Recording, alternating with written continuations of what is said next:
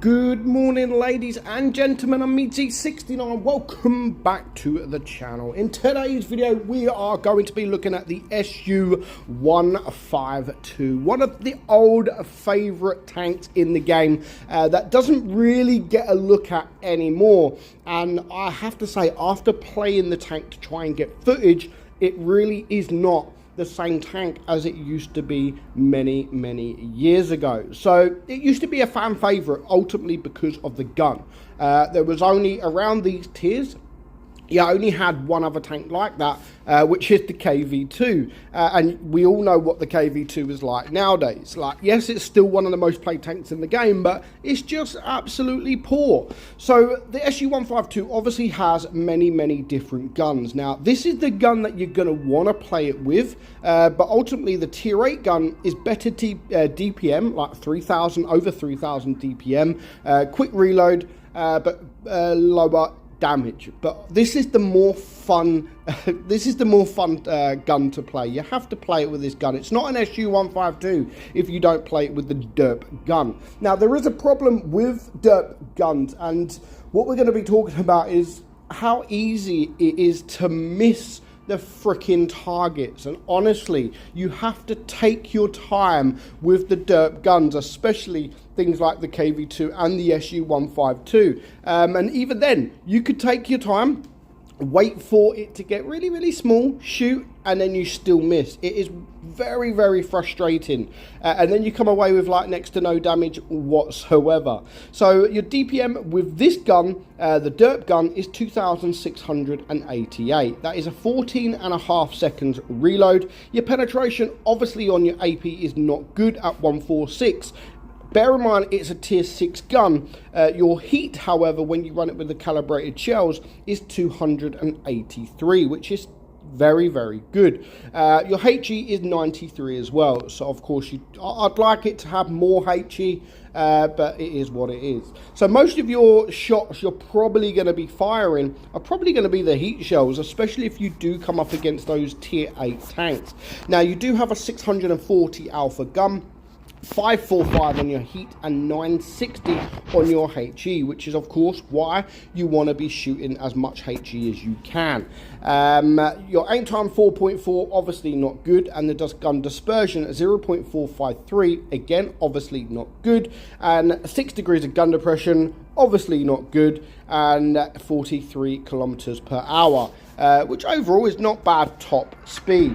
Now obviously it is a love it or hate it kind of tank, and not mean like some people hate it, some people love it. I'm talking about one day you love it, the next day you absolutely hate it. Honestly, it is one of those tanks. Now, if you look at tanks like the Death Star in tier 10, obviously it's very similar to that. You could just have one shot and then you could just be dead. You could be dead. If you miss your shot, if you don't focus on your shot, then you can ultimately just die very early on. Now, of course, you do kind of tend to go towards you get drawn into these tanks with no armor, like we have here with the SP1C. Like, at the minute, I'm tunnel vision. I'm ignoring everything around me because this SP1C it's like it's pulling me towards him. And of course, as soon as you get there, when you have a shot like that, it does make you feel very nice. Honestly, it does. When you can have a shot like that, but it's not often with these tanks that you can have a shot like that. Honestly, it's so frustrating. There's so many times, I think I even do it in this game, I'm aiming and then I miss. Like, I'm like, come on. Unfortunately, I low roll that guy and I keep him alive, which means I then take a nasty shot from him. But let's just fast forward a little bit and you'll see what I mean. Now, this first one is potentially my fault. On the T-77, I want to go and clear him. I want to go and do as much damage as I can, get him out of the game. And I'm looking, and okay, I could have probably gone down a little bit more, but you know, it is frustrating. And let's go again, shall we? Aiming, completely miss. And that is what you you have to put up with. That is what you have to put up with when you are driving the SU-152. But when it does go your way, and sometimes it does go your way, it's not going to be all the time it goes against you. When it does go your way, then you can have mega fun in this tank. And we're going to see that here. Everything pretty much goes his way. He's aiming, and he does 1,000 damage there. Like, honestly, he does 1,000, I think it was 1,000 damage to that guy. And he wasn't even spotted.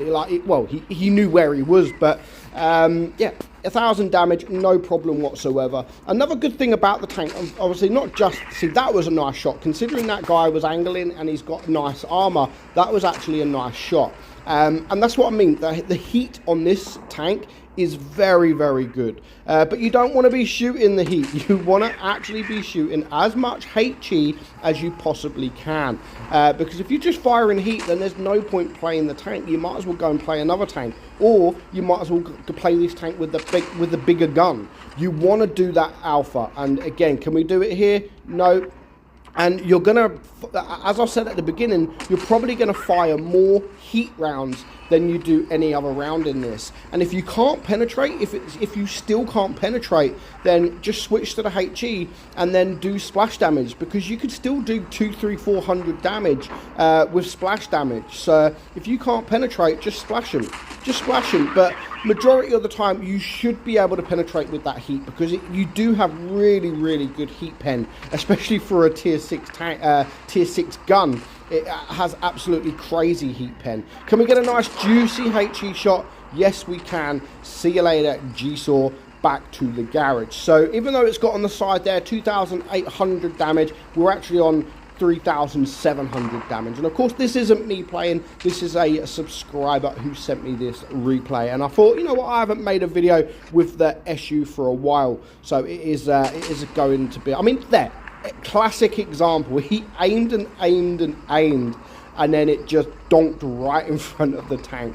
And again, that is what you've got to live with when you are playing this tank. So if you've never played the SU-152, do go play it, because it is a fun tank.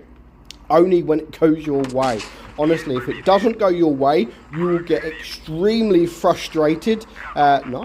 Nice bit of fire there. So yeah, you'll get extremely frustrated. You'll sell the tank, and you'll probably never want to play the tank again. But you know, keep to it and don't rush in.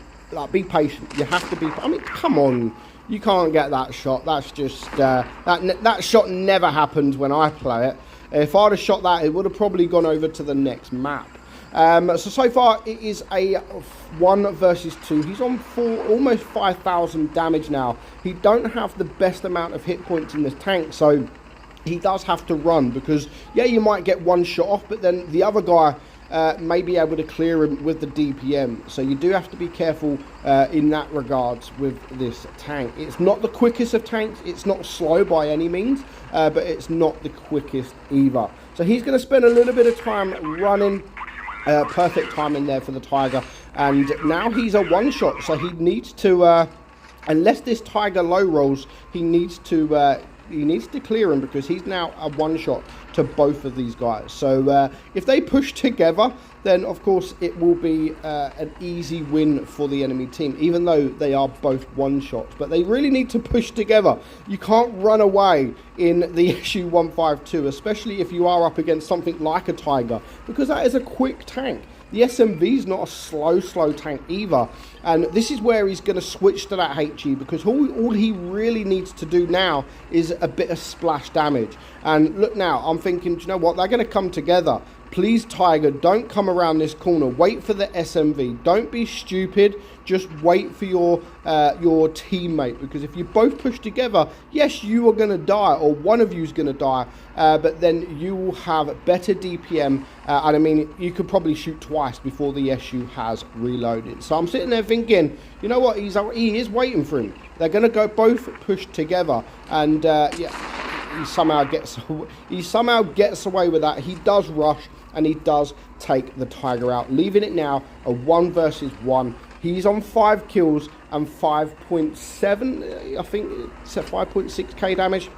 And of course, at this point, he's going to want the win. Of course, you're going to want the win. He's got a minute left on the clock. But where, oh where, is this SMV? We might have to just fast forward it a little bit more because he does take a little bit of time trying to look for him. And then the SMV pretty much does exactly what the Tiger does. He's trying to bait him out there. He's got the HE loaded because that's all he needs. And it doesn't matter where you hit him. So very, very nice victory. So yeah, of course, it's not the same tank as it used to be back in the day. There are better tanks out there now. And the same as the KV2, as soon as the Smasher sort of entered the game, then this has just sort of gone downhill. However, what I do love about the tank is the Tiger camouflage, that or Tiger, whatever it is. I do absolutely adore this camouflage. I think it looks absolutely fantastic, and it does look mean. But nowadays, it just doesn't kind of feel that on the battlefield. Let me know what you think of the SU-152 in the comments below.